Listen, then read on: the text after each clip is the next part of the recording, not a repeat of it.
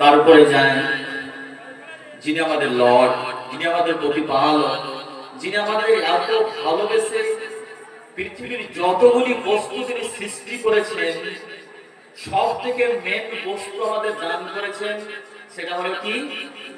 লা ইলাহা, সকলে বলি লা ইলাহা ইল্লাল্লাহু মুহাম্মাদুর রাসূলুল্লাহ। সকলে বলি লা ইলাহা ইল্লাল্লাহ, লা ইলাহা ইল্লাল্লাহু মুহাম্মাদুর রাসূলুল্লাহ সাল্লাল্লাহু আলাইহি ওয়াসাল্লাম। আলহামদুলিল্লাহ। কাদের কপালে দিয়েছেন? এই জন্য বলছে আই এম এ মুসলিম, আনা মুসলিম।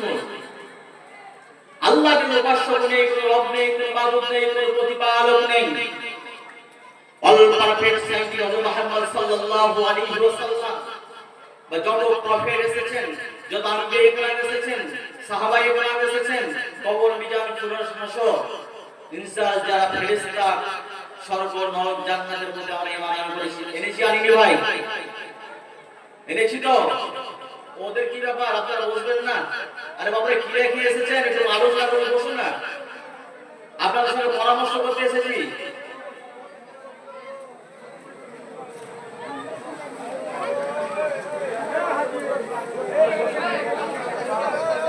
বড় বড় সভাতে হাজার লক্ষ লক্ষ মানুষ সমাবেশ হলে এরকম হয় না বাবা? বসিয়ান ভাই শুনুন, আপনারা তাকান, এই বাচ্চারা বাইরে তাকান। কি হলো? যতগুলি বস্তু দান করেছেন, সৃষ্টি করেছেন, আমাদেরকে দিয়েছেন, সকলের সব থেকে মেন বস্তু হলো লা ইলাহা ইল্লাল্লাহু মুহাম্মাদুর রাসূলুল্লাহ সাল্লাল্লাহু আলাইহি ওয়াসাল্লাম, যেটা আমরা জন্মগতভাবে পেয়েছি। আলহামদুলিল্লাহ। তারপরে কত কাজকর্মকে বর্জন করে দিয়ে, পরিত্যাগ করে দিয়ে আজকে আল্লাহর মনোনীত একটা সভা জলসা এসে নানান গ্রাম থেকে বাছাই করে, ছাঁটাই করে, চুনে চুনে এনে নওজোয়ান তরুণ যুবক ভাইদেরকে, কচি কাচাদেরকে, মা বোনদেরকে এনেছেন, যেখানে হাদিস কোরআন শ্রবণ করবে, তার প্রতি আমল করবে, এই সবাই এনেছেন। যে সবাই নবীজি বলেছেন আল্লাহর শুকরিয়া যেমন হয় না, আল্লাহর শুকরিয়া আদায় হয় না, নবী সাল্লাল্লাহু আলাইহি ওয়াসাল্লামের প্রতি দরুদ শরীফ পড়া হয় না, জান্নাত জাহান্নামের কথা আলোচনা হয় না, আল্লাহর সৃষ্টি রহস্য বৈচিত্র্য নিয়ে সমীক্ষা গবেষণা পর্যবেক্ষণ মূল্যায়ন করা হয় না, সে সবাতে আল্লাহর দয়া, কৃপা, অনুকম্পা, করুণা, রহমত থাকে না। এই সবাই হয়তো হয়তো তাহলে আল্লাহর শুকরিয়া আদায় করব কি করব না? সবাই আলহামদুলিল্লাহ, আরো জোরে আলহামদুলিল্লাহ। ঠিক তারপর তার নবী, আমাদের নবী, নবী কুলের শিরোমণি, বিশ্ববর নবী, মায়ার নবী, দয়ার নবী, পথপ্রদর্শক, পথহারা, পথদিশারা, সঠিক পথ আনয়নকারী, ফার্স্ট প্রফেট হযরত আদম আলাইহিস সালাম থেকে লাস্ট প্রফেট হযরত মুহাম্মদ রাসূলুল্লাহ সাল্লাল্লাহু আলাইহি ওয়াসাল্লাম তথা ইজাবত পর্যন্ত যত মানুষ পরলোকগমন করেছেন, সকলের আত্মার প্রতি আল্লাহর মঙ্গল ও কল্যাণ বর্ষিত হোক। আল্লাহুম্মা আমিন, আল্লাহুম্মা আমিন। আজকের এই জলসার যে নির্বাচিত, নির্ধারিত, যিনাকে চুনে বাছাই করে জ্ঞানী বিশজ্ঞ পণ্ডিত ভেবে এই জলসার পরিচালনা করছেন, সেই সভাপতি সাহেব আমাদের সম্মুখে দাঁড়িয়ে আছেন, যিনি হচ্ছেন আমার শিক্ষক, যিনি হাতে ধরে মানুষ করেছেন। আপনাদের রামপুরহাটের আমি একজন স্টুডেন্ট, আমি 2004 সালে পড়াশোনা করেছি। যা আমার যদি বুকের চামড়াকে চপচল বানিয়ে দিই তবু ওনাদের ঋণ শোধ করতে পারবো না। তাদের দৌলতে, তার নামটা নিতে আমার বড় খারাপ লাগছে ভাই। ছোট নামে, ওই ছোট মুখে এত বড় নাম নিতে আমার দ্বিধা হচ্ছে। আপনাদের সম্মুখে দাঁড়িয়ে আছেন, বসে আছেন, পরিচালনা করছেন আপনাদের রামপুরহাট দারুল উলুম। তার হাতে আজকে যেভাবে স্টিয়ারিং আমি ছিলাম, বক্তব্য রাখছিলাম, আমাকে ডেকেছিলেন, হুজুর বলেছিলেন, এর আগে এসেছিলাম, আমার অ্যাক্সিডেন্ট হয়েছিল, আসতে পারিনি। আজ আপনাদের আপ্রাণ চেষ্টায় দারুল দেওবান হচ্ছে রামপুরহাট, এটা হচ্ছে একটা বাগান। সেই বাগানে আমি একটা আপনাদের পোকা লাগা অপোজ একটা ফল, একটা ফ্রুট আজ আপনাদের সামনে এখানে নিয়ে আজ ভারতবর্ষের নানান জায়গায় গিয়ে এইখানকার ফল নিয়ে মধু নিয়ে আজ আল্লাহ আমাকে চতুর্থ জায়গায় আপনাদের নেক দোয়ার বরকতে এইগুলাই প্রচার প্রসার করে দিচ্ছি বলে আলহামদুলিল্লাহ। সে আমার হুজুরকে যথাযথ সম্ভ্রম জানাই। মাথার তাজ যিনি আছেন, আরো আপনাদের খুশির সংবাদ জানাচ্ছি, আমার এই গ্রামে আপনাদের যিনি হাফেজ ইয়াসিন সাহেব ছোট্টপাড়া ছিল, আমি তো অনেক বড় ছেলে, আমি স্কুলে ফিরে পড়াশোনার পরে ওখানে ভর্তি হয়েছিলাম। আলহামদুলিল্লাহ সুবহান আলহামদুলিল্লাহ, ওই মাদ্রাসার তিনি একটা বাগানের একটা ফল হাফেজে কোরআন হয়েছে, এই জন্য আলহামদুলিল্লাহ। তিনি আমার ক্লাসমেট। আর একজন আছেন আমার পরিচিত, খুব পরিচিত, ছোট্ট পাড়া গিয়েছিল মাওলানা রবিউল সাহেব, সাহেবের ওখানে বাড়ি, নিশ্চয় জানেন, আমারই ক্লাসমেট বন্ধু, অনেকদিন পর দেখা হয়েছিল, বুকে জড়িয়ে ধরেছিলাম। এই গ্রামে, এই কানুপাড়া কুমারডা গ্রামের মাটিতে আল্লাহ হাফেজে কোরআন বানিয়েছেন, উলামায়ে কেরামের দিন বানিয়েছেন। উলামায়ে কেরাম দিন বসে আছেন, ওই আমার বাপজি বসে আমার বেলডাঙ্গা নোমানে মাসার থেকে স্টুডেন্ট জামাল মাওলানা আমাদের আহমদ সাহেবের, তিনি হচ্ছেন ছাত্র, আর আমার আব্বাও তার ছাত্র এবং আমিও তার ছাত্র। আর আমার গ্রামের যিনি যখন ছিলেন আমার নামটা তিনি রেখেছিলেন, আমি এই জন্য শুকরিয়া আদায় করি আল্লাহ তাআলার কবরকে। এবং আমার একটা মাওলানা ছিলেন শিক্ষক জনাব মাওলানা শারফুল সাহেব সাহাবাত রহমাতুল্লাহ আলাইহি, কানুপাড়া বাড়ি, ওনাকে আল্লাহ জান্নাত দেন, আল্লাহু আমিন। আপনাদেরকে বয়োজ্যেষ্ঠ বয়োজ্যেষ্ঠ নজন তরুণ যুবক ভাই বর্তমান আছেন, আপনাদেরকে সকলকে বয়সনুপাতে শ্রীগতভাবে সালাম শুভেচ্ছা প্রেম প্রীতি রইল। আরেকজন সাথী আছে মনেই পড়ে গেল, জনাব হযরত মাওলানা জাফরুল সাহেব। সকলের প্রথম আমার বেলডাঙ্গায় অনেক দিন পড়াশোনা করেছে আমার আগে, এবং আমার বেলডাঙ্গার প্রত্যেকটা বাড়িতে গিয়ে ভাত তুলে খাওয়া ছেলে, এত ভালোবাসতো আর ও এত মানুষের সঙ্গে ভালোবেসেছিল জাফরুল মাওলানা গ্রামের জায়গা। আলহামদুলিল্লাহ আর পাচ্ছি না, এবার আমি আমার আসল জায়গাতে যাবো ইনশাআল্লাহ, নাকি শুনবো তো ইনশাআল্লাহ? ইনশাআল্লাহ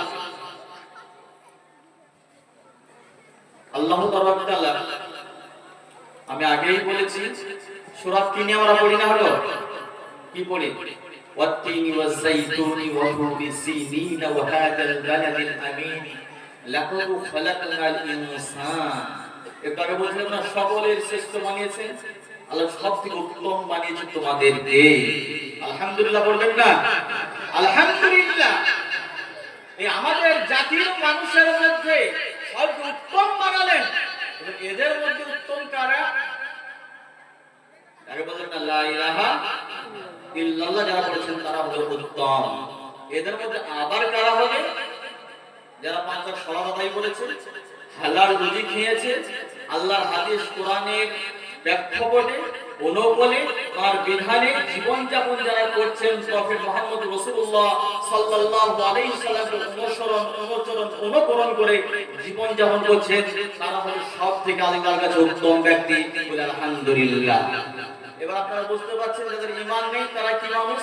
সে পরে আল্লাহ বলেছেন সূরা আল আরাফ 9 পারায়, ওয়ালাকাদ দারাবনা লি জাহান্নামা কাসীরাম মিনাল জিন্নি ওয়াল ইনস লাহুম কুলুবুন লা ইয়াফকাহুনা বিহা ওয়া লাহুম আইনুন লা ইউসিরুনা বিহা ওয়া লাহুম আযানুন লা ইয়াসমাউনা বিহা উলাইকা কাল আনাম বাল হুম আযাল উলাইকা হুমুল গাফিলুন।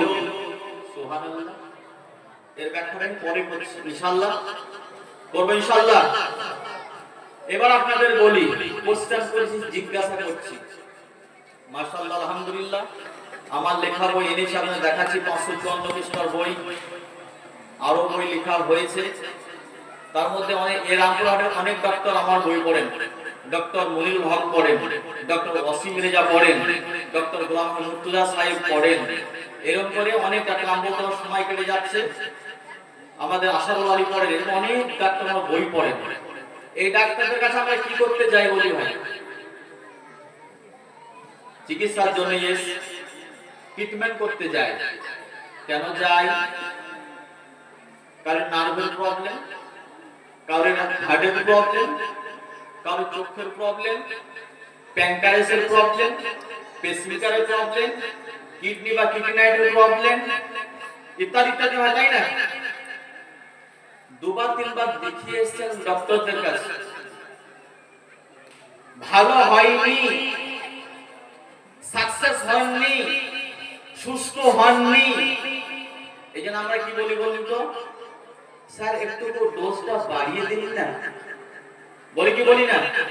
ডোজ বাড়িয়ে দেন, কাজ হয় না। রামপুরহাটে বাই বাই টাটা দিয়ে বর্ধমান যায় না, বর্ধমানকে টাটা দিই, তখন যায় পিজি যায় না, কলকাতা যায়, কলকাতায় টাটা দিয়ে কোথায় যায়? ব্যাঙ্গালোর, ভেলু, আমেরিকা, লন্ডন, জার্মান, ব্রিটেন, ভালো হওয়ার জন্য যায় না, যায় না ভাই? স্যার একটু সাউন্ড করুন। তাহলে আমি সুস্থ হওয়ার জন্য, ভালো হওয়ার জন্য, স্বাভাবিক আসার জন্য কত খরচ এবং কত মেহনত, হ্যাঁ কি না ভাই? কেউ যদি বলেন যে আমার স্ত্রীর সাথে করলাম গোলব্লাডার স্টোন অপারেশন, কারো ছেলে এখন টিউমার হয়েছে, ফোড়া হয়েছে, বাচ্চা হবে, সিজার করতে হবে, কেউ যদি বলে না গো আমার এত সুন্দর বিশ্ব সুন্দরী প্যারিস হিলটনের মতন বিশ্ব নায়িকা, ওর অপারেশন করবো না, ব্যথা যন্ত্রণা হবে, শরীরে একটা দাগ পড়বে, কেটে যাবে, স্পট পড়বে ইত্যাদি, ভাই ছেলে আবার ছটফট করবে, এই যন্ত্রণা সহ্য করতে পারবে না, সুতরাং অপারেশন করতে হবে না, জোরহাত করেছে ডক্টর। এই কথা কজন বলেছেন বিশ্বে? যদি মনে করেন, কিন্তু পরক্ষণে আপনি ডক্টর বাবু বোঝান, আপনার আত্মীয় স্বজন বোঝান যে ভাই সীমিত সময়, সামথিং টাইম, কষ্ট পেলে কিন্তু লাইফটা আলহামদুলিল্লাহ সুম্মা আলহামদুলিল্লাহ আনন্দের সঙ্গে কাটবে। আপনার ছেলে স্কুলে যাবে, কলেজ যাবে, ইউনিভার্সিটি যাবে, দেশের নানান কাজকর্ম করবে, আপনি মসজিদে যাবেন, নামাজ পড়বেন, সুস্থ হবেন, বিয়ে বাড়ি যাবেন, নানা বাড়ি যাবেন, বাজার মার্কেট করবেন, রিক্সা চালাবেন, ভ্যান চালাবেন, গাড়ি চালাবেন, আপনি স্টিয়ারিং করবেন, পাইলট হবেন, ক্রিকেট খেলবেন, ফুটবল খেলবেন, টেনিস খেলবেন ইত্যাদি ইত্যাদি, কেনা ভাই? মাশাআল্লাহ, তাহলে সব দিক থেকে আমরা ভালো হওয়ার জন্য ছুটছি। এই রূহানি জগতে, আধ্যাত্মিক জগতের ডক্টর কারা ভাই? উত্তর দিন আপনারা। আপনাদের জাস্টিস, বিচারক, উলামায়ে কিরাম, যারা হচ্ছে জ্ঞানী, বিশুদ্ধ পণ্ডিত, তারা হচ্ছেন ডক্টর। যদি আমাদের যে সমস্ত ভ্রান্তিগুলি আছে, ডক্টর বাবু তাই তো বলেন, এই রিপোর্টটা করতে হবে আপনার, এই রিপোর্টটা করতে হবে আপনার, এই খাওয়া চলবে না, পেঁয়াজ খাওয়া চলবে না, এই খাওয়া যাবে না, বেগুনি খাওয়া যাবে না, তেলে ভাজা খাওয়া যাবে না, মোটা মাছ খাওয়া যাবে না, কফি খাওয়া যাবে না, থাইরয়েডের মসুরির ডাল খাওয়া যাবে না, এরকম বলেন কি বলেন না ভাই? ইয়েস বলেন। তখন আমাদের রাগ অতটা হয় না। সকালবেলায় দেখবেন আন্ডার প্যান্ট পরে, হাফ প্যান্ট পরে, যাদের কোনোদিন ফার্স্ট মর্নিং ওয়ার্কিং করতে দেখেননি, ওয়ার্জিস করতে দেখেননি, হাফ প্যান্টে হাই রোডে যাবেন, এখানে সেখানে যাবেন, মার্কেটে দেখবেন তারা নীলি বালায় বড় একটা গ্রাউন্ডে left right left right left right করে, কি করে না? মাস্টারের সঙ্গে মাস্টার দেখা হয়েছে, ডক্টরের সঙ্গে ডক্টর দেখা হয়েছে, prime minister, chief minister, home মিনিস্টারের সঙ্গে দেখা হয়েছে, আসসালামু আলাইকুম, আর কেউ বলছে গুড মর্নিং, এরকম হয় কি হয় না? কেন নাকি ডক্টর বাবু বলেছেন বিছানা আর নাক ডাকা চলবে না, রাত 10টা 11টা 2টো পর্যন্ত সিওসি, ফ্রি ফায়ার, পাবজি খেলা যাবে না, তাস খেলা যাবে না, দমে দমে মারে গাঁজা টান করে বাঁশ চালাতে চলবে না, চাইতে মানে পরগল্লা, পরচর্চা, পরনিন্দা করা যাবে না, অযথা টাইম নষ্ট করে ঘুমের নিন্দ্রার ব্যাঘাত ঘটানো যাবে না। সুতরাং সকালে করে শুয়ে পড়ুন, আর যদি বাঁচবেন সকালে ভোরে আজান দেয় মুসলমানদের বা মসজিদে আজান হয়, তখন উঠে আপনি লেফট রাইট করতে গিয়ে, বুঝতে পারছেন না? আর কিন্তু প্রফেট মোহাম্মদ জি বললেন মসজিদে আজান হয় না, কি হয়?